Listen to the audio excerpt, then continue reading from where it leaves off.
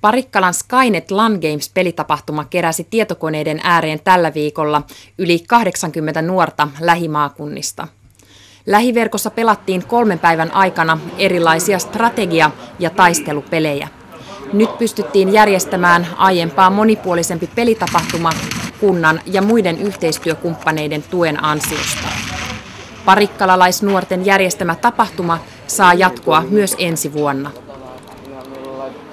Kyllä varmaan yli 8 tuntia on menty putkeen.